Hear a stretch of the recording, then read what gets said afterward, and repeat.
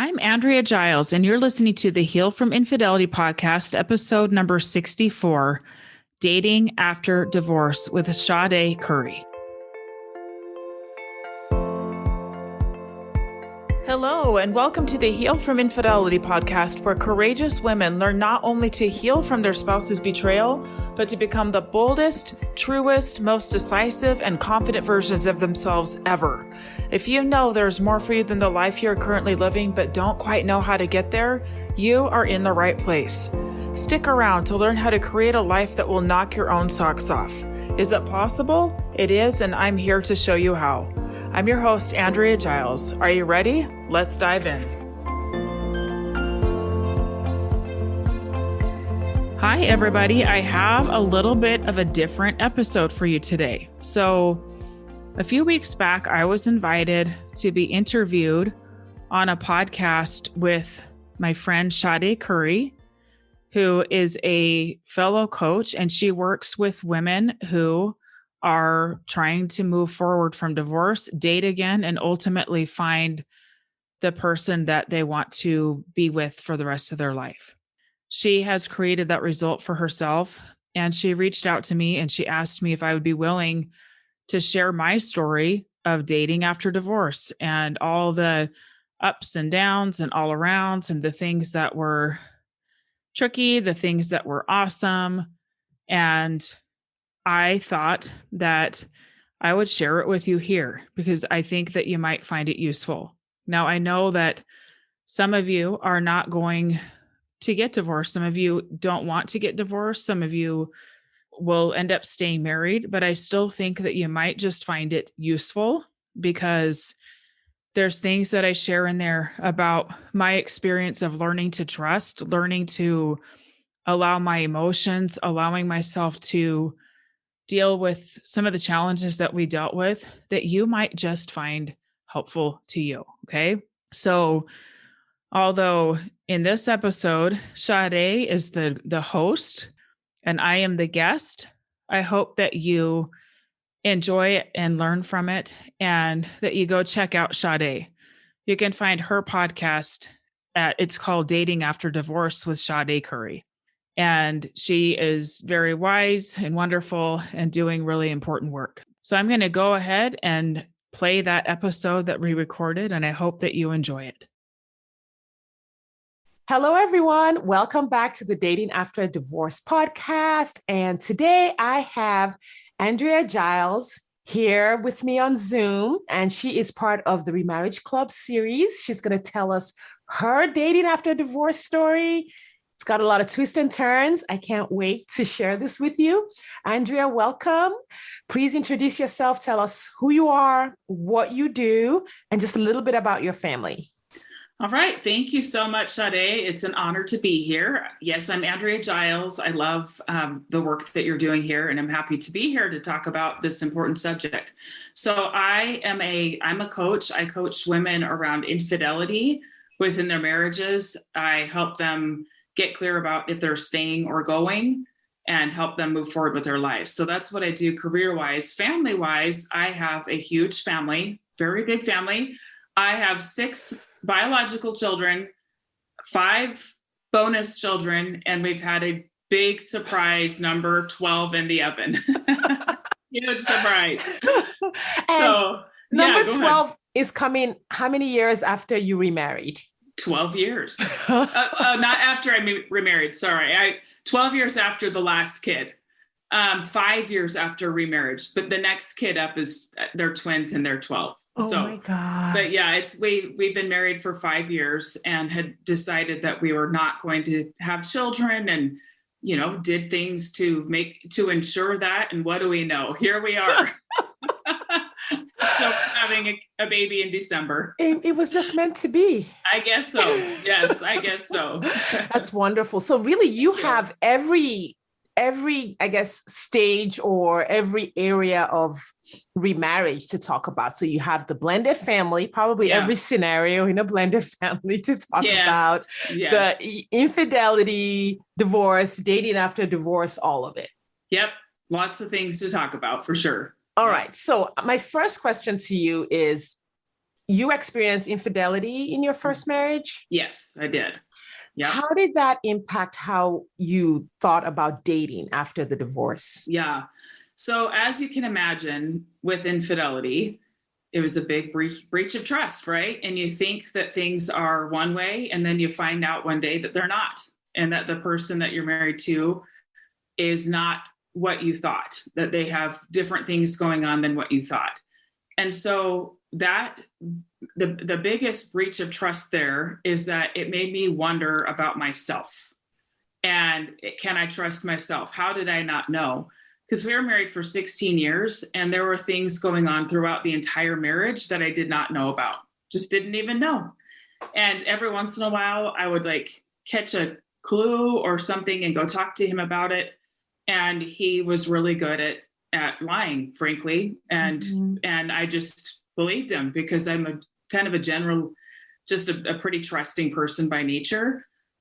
So when that all happened, it really shook my belief in myself, honestly, Sade. It really shook what I thought about the world and how I thought things were. I kind of thought that, you grow up, you check the boxes, you do these things, you show up as a wife in this way, I tried to be a loving, supportive wife, and it just was not what I thought it would be. And so for me, it shook my trust for sure going forward. It shook my trust in my own ability to discern and to really see things, right? Like it was just very confusing to me. And it also shook my faith in future relationships, honestly. Yeah. It made me wonder, like, if I didn't know this was going on right under my nose, how can I be sure it's not going to happen again?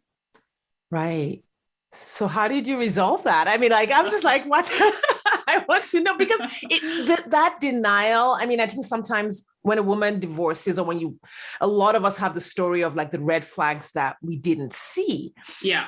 But sometimes that's unfair. Like in my case, there were red flags, but then when I look back at it, it's like, well, I didn't have the information to know that those were red flags. Yeah. So I can't really beat myself up.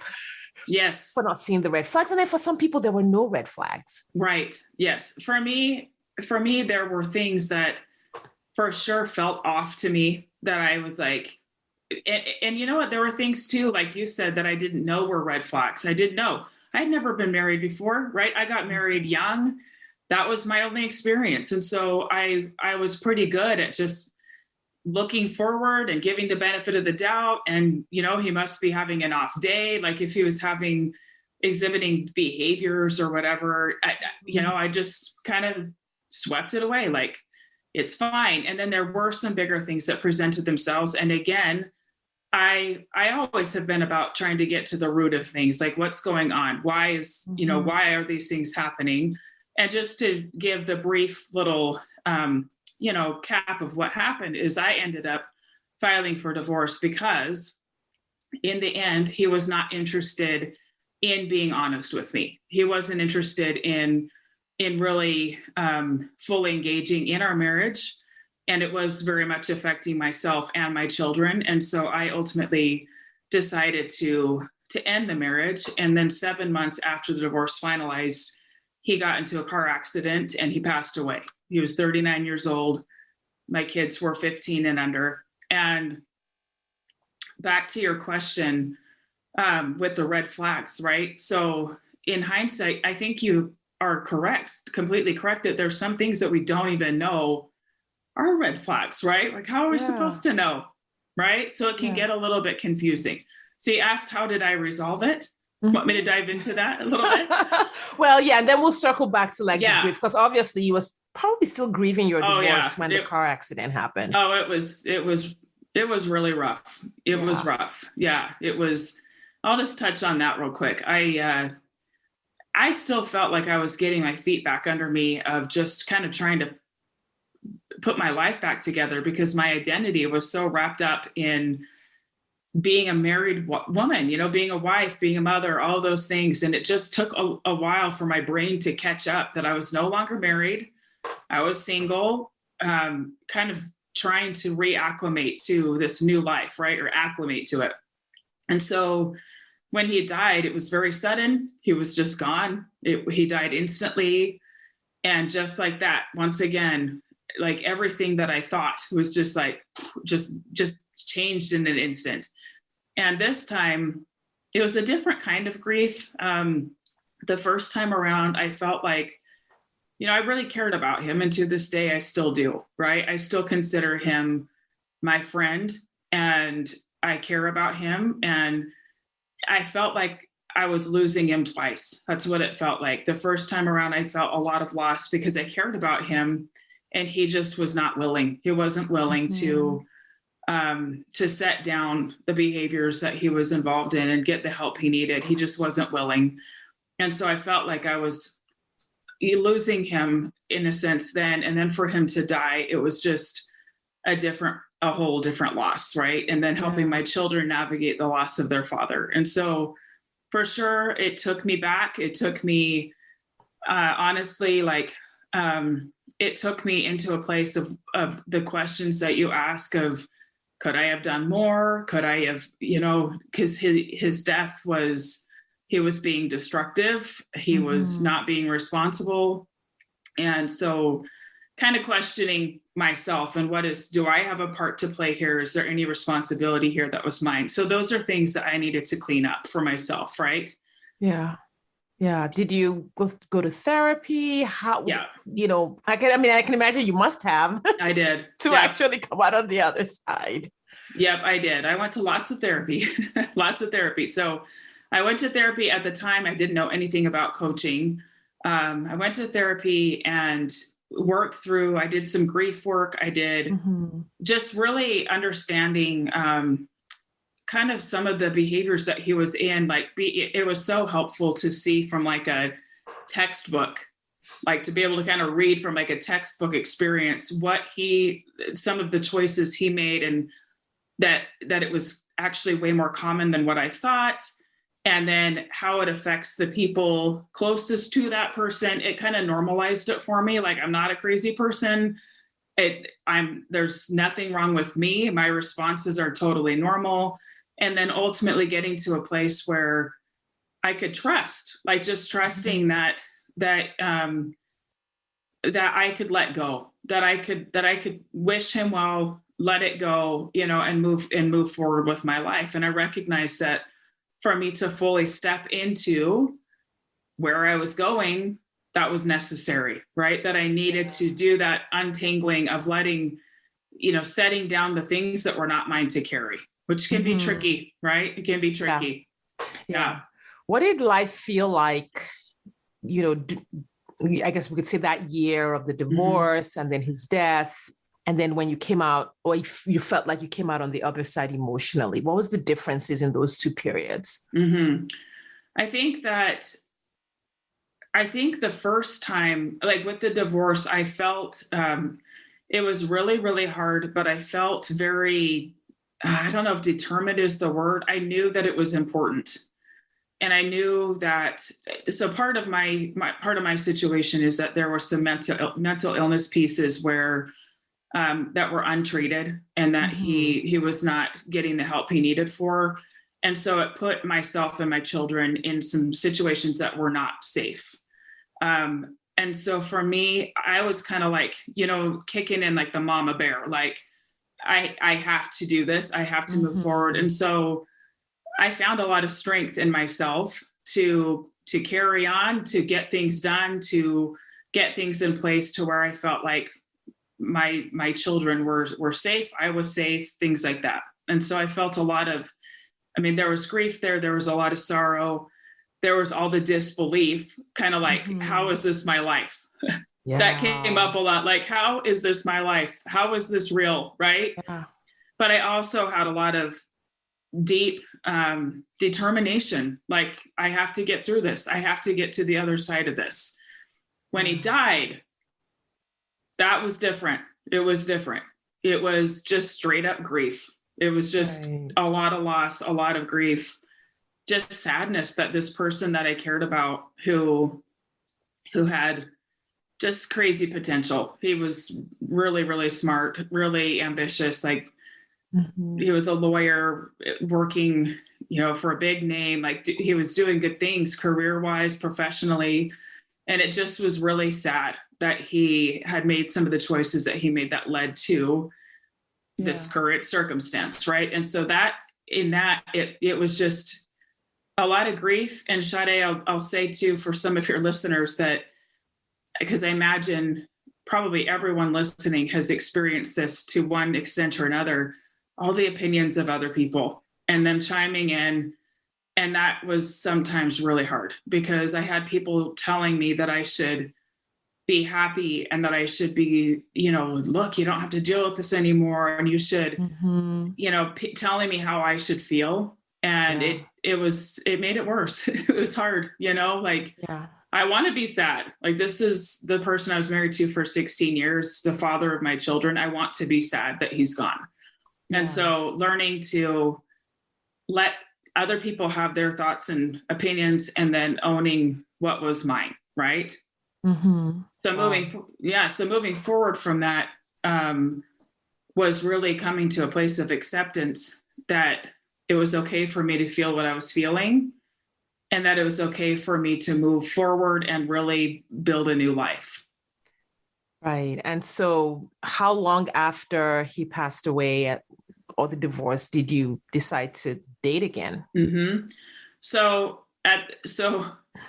Oh my goodness. Okay. So I had been on my own, single mom for a year, and my children were like, Mom, you have to try to date. You have to just try. I'm like, oh, dread. And so I thought, okay, I'll put a profile up on a, dating site. It was like a Christian dating site thing, thinking it was kind of a funny like joke, and it felt very safe. Like I could just hide behind my computer. Right. And that's interesting because some people feel the dating sites are totally unsafe. Oh, okay. And then you have other people who feel like, no, it's meeting up with people in person that's unsafe. And I tell everyone, it's totally how you think about it. It's literally the thoughts that you choose about either one that matter. It's true. But for me, I had the thoughts of, this is fine. I can just, meet people and hide out behind my computer. I don't have to actually go meet anybody. Yeah. Anyway, but I thought it would be kind of fun, right? Just it could be fun. So that was a year after we had separated, and our divorce had finalized 4 or 5 months before. Okay. Been on my own for a year. And funny how these things go. I put that profile up, and within 24 hours, the man I'm now married to had written to me. Did you ever worry that, I have 6 kids. No one's going to want me. Oh, yes. Kids. Yes. Oh, yeah. So at that point, had you resolved that, or were you still like, no one's going to want me with 6 kids? No, I hadn't resolved it, if I'm honest. I still... that's partly why it was kind of a game in my head, is I'm like, once they know, and at that time, so the timing was that I put a profile up. I remember it was in April of 2014, April. Okay. Put a profile up and just started talking to lots of different people. But like I said, my first husband had written to me. And so in my mind, he hadn't passed away yet, and I was divorced, and I was still dealing with all of the, the custody stuff and all of those things. And I'm like, nobody is going to want to take this all on. 6 kids is a lot. And of course I was totally in it. Like at that time I had full custody. So I was with them all the time, and they were 15 and under. It's crazy, right? How old was the youngest at the time? The youngest were my twins, and they turned 5 in April that year. So, pretty little. Yeah. So I had a lot going on in my household. I'm like, I don't know if anybody would be crazy enough to take this all on. Right. Right. So, but I thought, that's kind of why it felt safe to me, honestly, is because I'm like, nobody would want to be serious. Right. So I can just chat with people and have fun. Well, I started chatting with this guy, and he had 5 of his own children. His wife was a widower, or he was a widower. His wife had passed away from cancer. And we became friends pretty quickly, and just had stuff to talk about. We just became friends. And, Sade, part of what was kind of healing for me actually is that a lot of people were interested. Like, a lot of people, I told them, I told them straight up, I'm not going to hide my kids, right? Yeah. Like, I have 6 kids. This is how old they are. And there are a lot of really good men out there. That's what I learned. Wow. There's a lot of really good men. A lot of people who are seeking, solid relationships and are wanting to give their best. And I met some really neat people through that process. And so, that helped me. It helped me just to like challenge my own thoughts. Maybe you're wrong. Maybe there are people who would welcome it, who would welcome my kids and love them and be good to them. And then, of course, it was just a couple of months later that he died.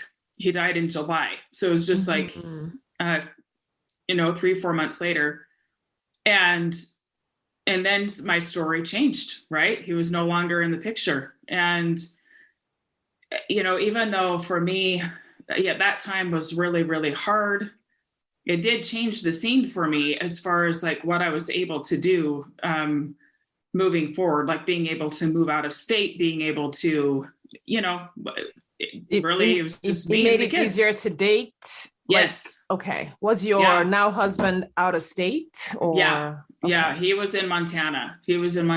And I was in the Bay Area, California. Oh. So yes, he was out of state. Yes. So tell us how did you, you said it was very healing for you to like meet a lot of different people who were willing to, be in relationship with you, even though you had 6 kids. Yeah. How did you resolve that? Oh, not everyone is going to cheat on me the way my ex did. Right. So first of all, I guess what I learned is that people didn't run, right? When I told them that I had 6 kids, that they were still interested, still wanting to know me, still asking questions, interested in my children, things like that. And so for me, for the piece of learning to trust, it's been a process. A process. And I'll say this, I would be lying if I said that it was just all resolved before I got remarried. I would be lying. I think that one of the beautiful parts about trusting ourselves to step into new relationships is that we're trusting that it will potentially bring things to the surface that need to be worked through. And for me, it would have been easier in many ways to stay alone because I didn't have to deal with some of those things, didn't have to face them head on. But it was through the dating process and through remarriage that those things had to be reckoned with, or I'd make myself crazy trying. Right. Right. There's so much growth. Like really, I mean, yes. And this is where there's like productive work in relationships, and then just the hard work that goes nowhere and you're just kind of killing yourself. But the good hard work is you come up against this other person and they show you a part of yourself you didn't know existed. And then you have to decide, is this who I want to be? Yes. Or do I want to work through this part of my programming or this part of my thoughts to become the person that I really want to be? Yep, absolutely. So it definitely showed me. And what was interesting about it is that I was dating a widower, right? It was not a divorce situation. She had passed away. And it brought up so much stuff. Like to where I felt some of the same feelings of jealousy and to be clear, without, giving too much detail, my first husband, it was not infidelity where there was like one person. It was a lot of things. Okay. Yeah. A lot of things. It was not an emotional attachment. It was not one person. It was a lot of different things. Anyway. And yeah, I'll leave it there. But it had the same kind of effect of like totally messing with my thoughts about myself, my thoughts about trusting somebody, right? And so with my new, or when I was dating my now husband, I just felt it in my brain, it felt like there was this other woman that was always going to be there. And because she passed away, because we as a society tend to really, prop up people who have passed away and say the best flowery things about them. Yeah. It was really hard. And it really showed me so clearly the thoughts about myself that were less than flattering. Right. And so yeah, go ahead. Did it seem like, it sounds like you were insecure? Yeah, I was. Like comparing yourself to her memory. Yeah, totally. And, his kids would tell me things, different people, like once we started dating more and I got to know some of the people that he knew, things like that, would tell me things about her. And it was just like this tough, like, can I do this? Can I do this? Can I do this? And then the other piece that I'm just going to be honest about is that our dating was not smooth sailing. It was not like the meet the person, fall in love, just be so over the moon about each other, get married. It was kind of rocky because I think for him, she had been sick for almost 7 years. So quite a while, almost half of their marriage. And I think in his mind, he thought that he was more prepared than he was. He thought that he was more ready. And just like we were talking about before, there's nothing like dating to show us the areas we need to grow, right? To go, oh, that needs to be looked at, right? Yeah. And so he had a lot of work to do. We both did. We both had a lot of things that came to the surface that I don't think we would have even known had we stayed back and just kind of stayed in our own little bubble, right? Mm-hmm. And so for me, it was tough because as I was in this space of learning to, really stand on my own feet, learning how to validate myself, I was still in a place of looking for his validation, right? Looking for his assurance and things like that. And he emotionally was working through a lot of grief that he didn't even know was there. And so he wasn't always in a position to just give me what I thought that I needed, right? Yeah, that attention, like that full attention. Yes. Yeah. And you were long distance doing all of this. So either way, it still would feel different.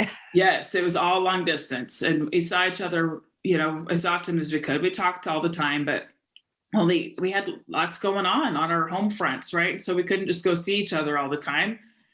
But over time, our trust in each other grew, our trust that these things would, that we could handle it, right? Like we had lots of messy conversations, lots of them, messy conversations where I tried to articulate my feelings, my fears, things like that, and where he expressed his. And we both came from such different situations, right? We came from different kinds of emotional pain, right? And so we had different things to work through. And so we did have some hard conversations of, is this something we can do, right? Can we do this? Can we build a life, And I'll say too, like early on with him, there was this level of comfort of like, this feeling of meeting this friend that, I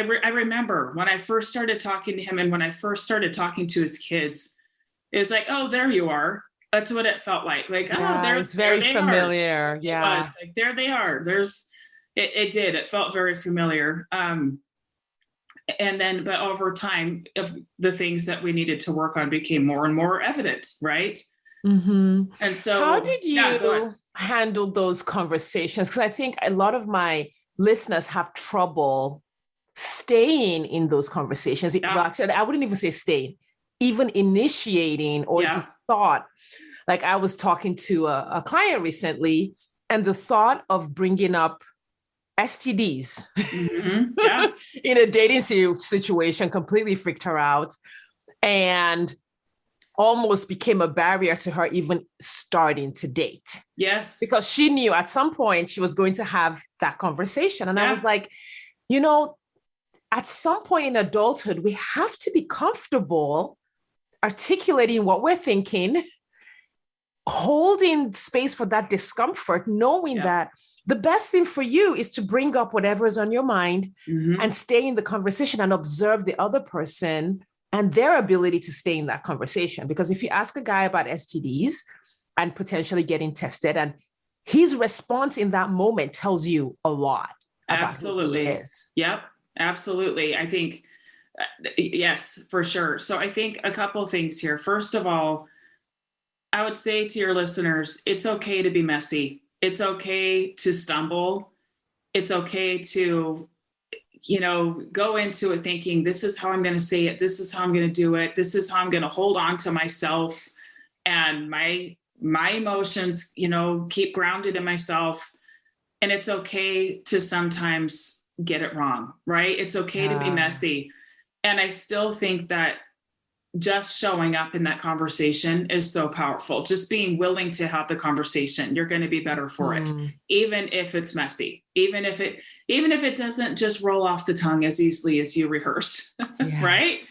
Because we're still allowed to be human and we're still allowed to have emotions, and we can plan it all out and still have things not quite go the way we hoped. But what I will say is that how to step into those conversations is, and for me, how I did looking back is that I had things that I wanted. I had these things that I wanted out of a relationship, and knew that I needed to see those things for me to feel comfortable moving forward.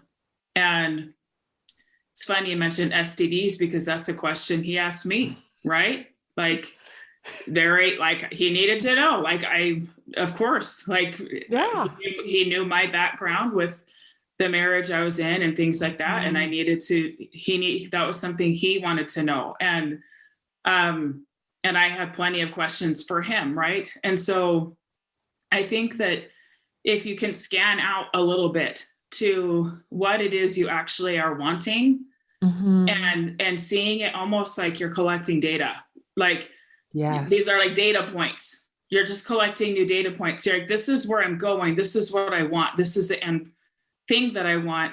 And I'm just getting data points along the way to see if this is does it add up? Right? 100%. Does it add up?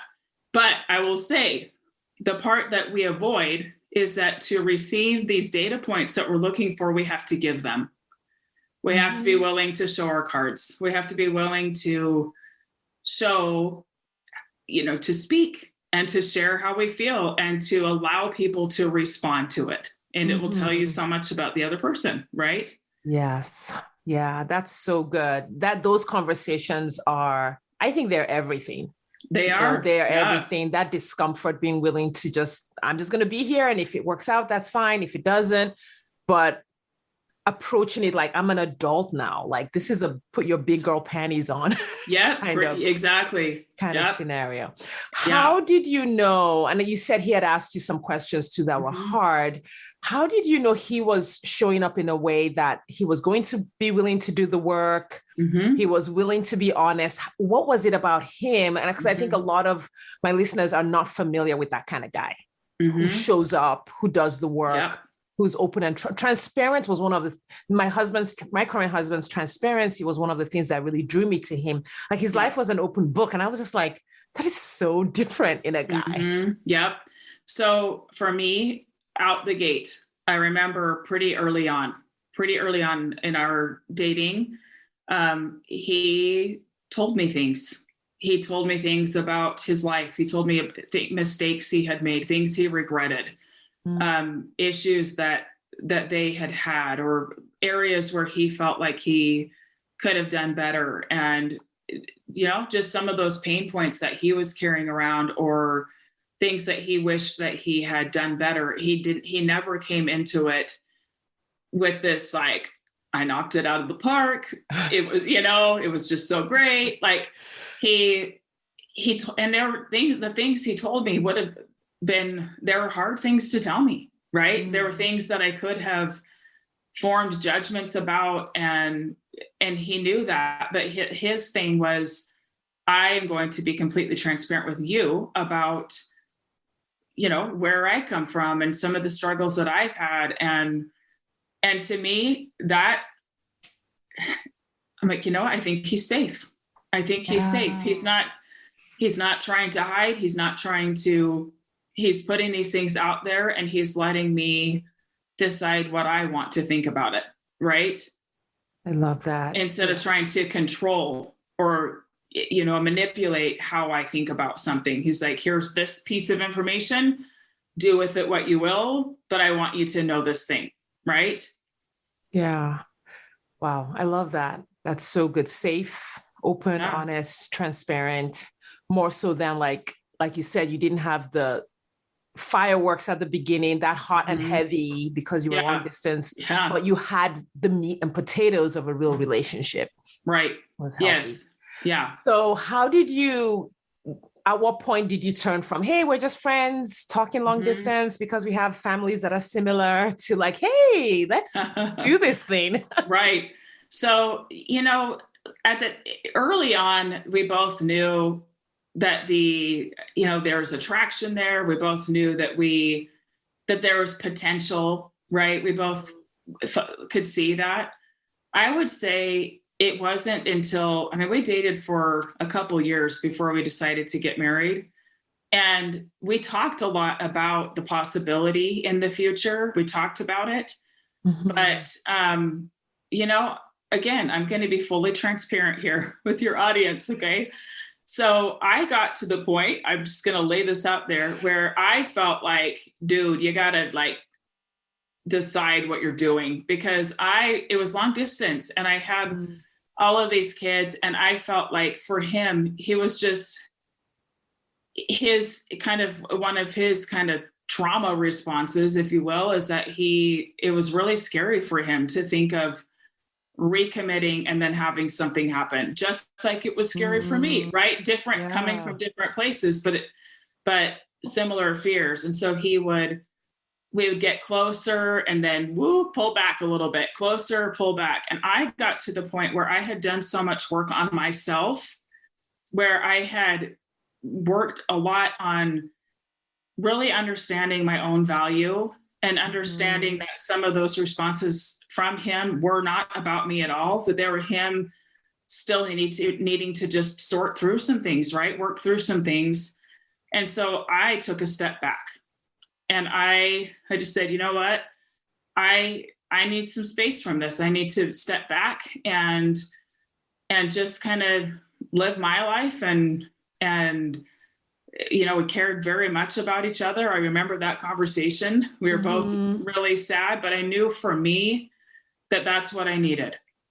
And so I stepped back and I went on some dates with some different guys and met some different people and had some fun. And then he showed up on my door, like literally showed up on my door. He really did. I opened the door and there he was. He had flown in and had realized, he did a lot of work on him to go, what do I want? And am I willing to set my fears down to be able to be fully present in this relationship? And so from there, we moved forward. Yeah, go ahead. I love that you were willing to walk away. I was. From the relationship that you wanted, had everything you wanted. It was the guy that you wanted. But when the relationship wasn't reflecting your value, you were willing to walk away. That is so hard for so many people. Yep. It was hard for me. It was. I sometimes talk to women who are sometimes they'll date a guy and he's a nice guy. He's a good guy, but it's not a fit. They just have especially if they'd been with someone who was a jerk or who treated them badly before. It's like saying no to a good guy who isn't showing up Yep. the way you need him to show up can be so hard. Yep. That is huge. I just really wanted to highlight that. I have a similar story where my now husband and I broke up a while back. Well, I guess a year, 9 months after we met. Okay. And we were just having conflict that I was like, I said, we don't have the tools for this. We don't know how to resolve conflict well. And same thing. I was like, I don't think I can do this. And we were broken up for 10 days, I think. I love it. It wasn't very long. And I took that time to I asked myself, can I find the tools? Because I missed him and I loved him and I wanted to be with him, but not in that way. Yeah. And I just kind of went on this research rampage and I found a book where actually those are the marriage, Harville Hendricks and Helen Hunt. We use their programs now for our marriage and to grow. And I found their book. I'd never used their book before. And I found their audiobook, listened to it. And I was like, this might help us. And so I was the one who reached out. Awesome. After being the one to break up, I was like, I think I found something that can help us. And then he had to forgive me for doing that. But it's so important because even if the person is amazing, we can't hurt ourselves again just because of a guy. You can't. I don't know what I'm struggling for the word for if you had just stayed in there because of who he was, even though the relationship wasn't progressing in a healthy way. Yes, absolutely. And I think for me, what ended up where I came to, because I was working on myself, I saw very clearly what my,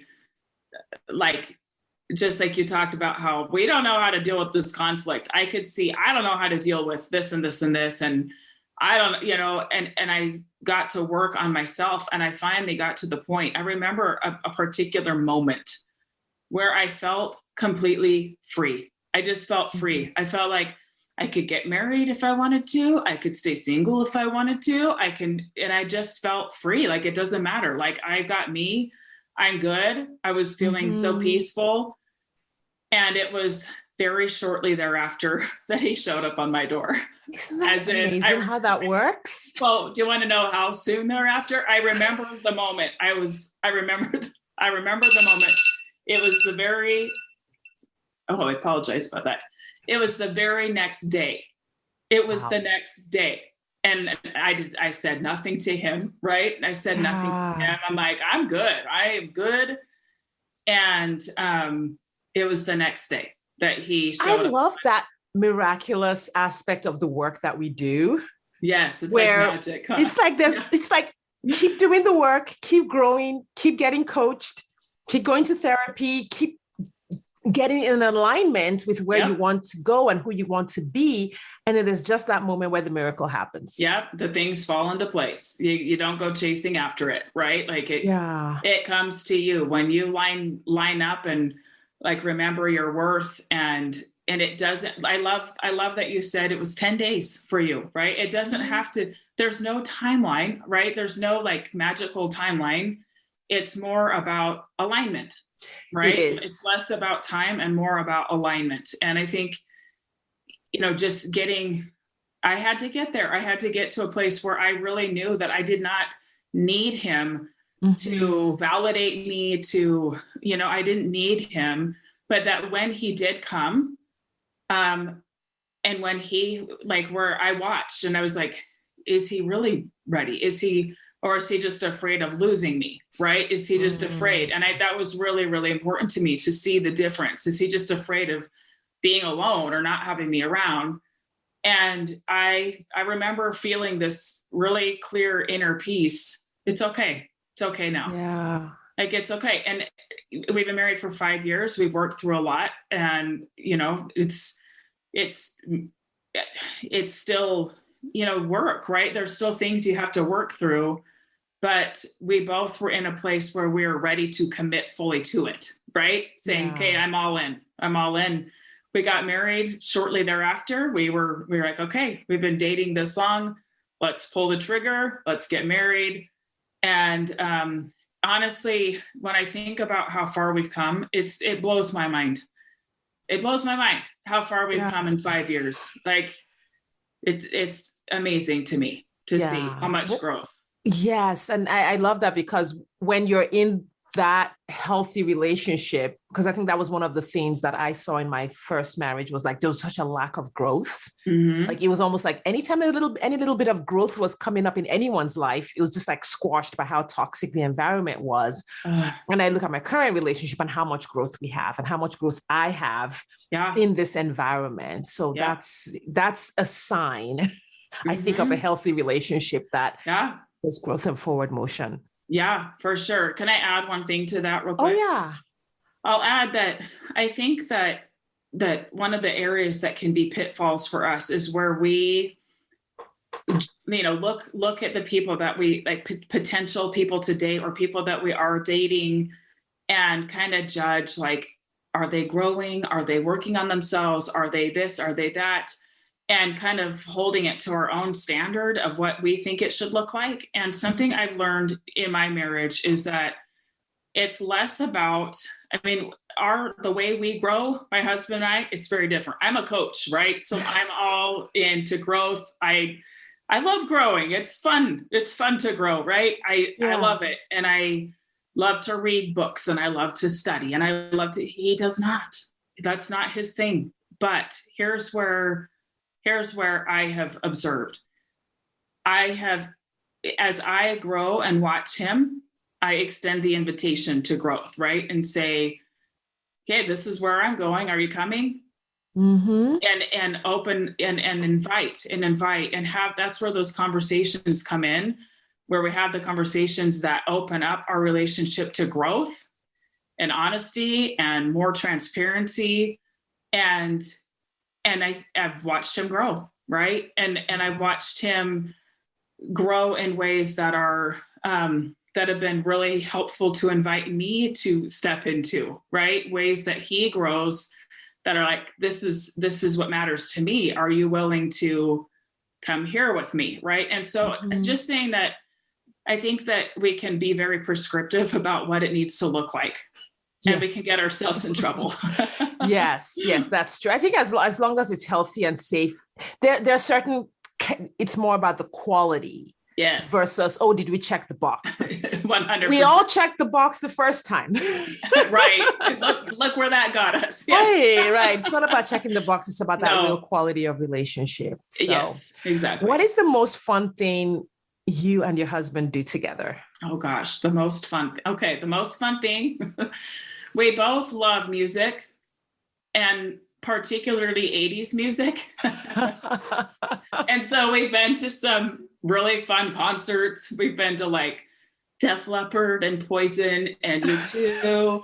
And we're going to REO Speedwagon like in 2 weeks. Oh it's my so gosh. funny. They're like these old school bands, but we love to just like jam out. Like there's nothing better than cruising down the road, cranking the music, and we both just will sing our hearts out and look like idiots, I'm sure. Probably sound like it too, but it's just fun. We just have fun. So that's beautiful. Simple, fun, right? It sounds simple, but it really is very telling about your level of connection. Yeah. It's the little inside jokes. It's the little thing, the things that are uniquely the two of you that make all the difference. Yep. That's right. I agree. Yeah. Andrea, thank you so much for sharing your story. Congratulations on the baby coming in a few months. Would you please tell the listeners again where they can find you, maybe spell out your website or your social media handles? Yes, sure. Yeah. So I'm at AndreaGiles.com. It's GILES. I have a podcast of my own. It's called Heal from Infidelity. You can find that anywhere where you find podcasts. Instagram, Andrea Giles Coaching. And I think that's about it. Awesome. It has been such a pleasure to talk to you. And I did mention to the listeners that, you and I are colleagues. We're in the same business mastermind. So for both of us, I think this has just been a really fun. We haven't really had a chance to have like this conversation, even though we've been in the same group for a year now. 6 months. Something like 6 that. months, we're going on our next 6 months. So yes. So I really have enjoyed this. I'm glad to have gotten this opportunity to connect with you. I know this has been so useful for divorced women who are dating. I know many of them are going to be checking out your podcast, those who've experienced infidelity. Thank you again. And thank you. Everyone, please check out Andrea's social media handles and her website. Everything will be linked up in the show notes. Thank you for your time and attention today, and I will see you next time. Thank you so much.